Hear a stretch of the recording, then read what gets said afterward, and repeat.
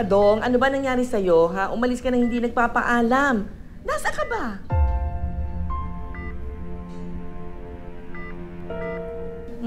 Sa bagay.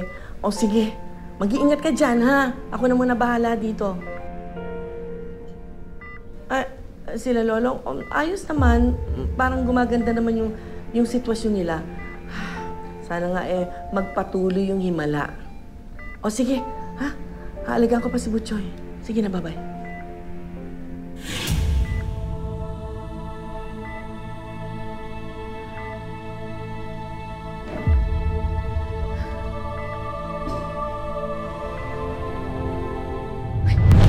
Butchoy! Tinaas mo yung kamay mo? Guli-guli ko lang yata. Ha?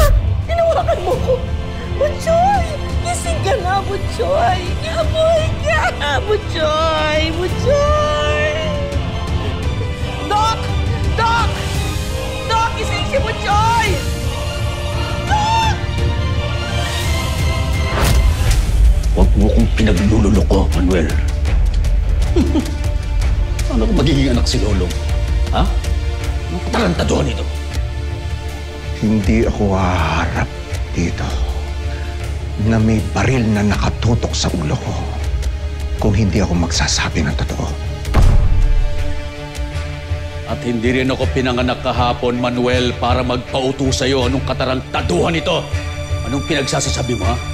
Anong malak mo?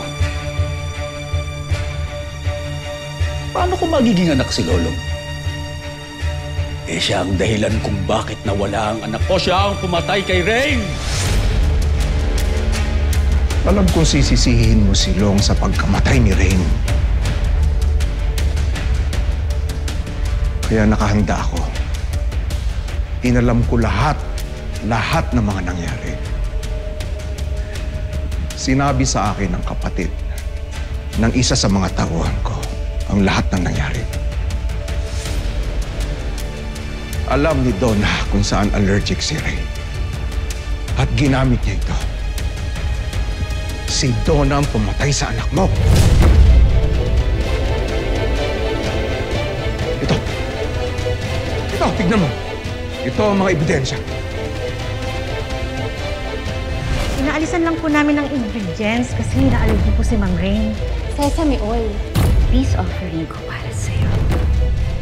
Anong nangyari?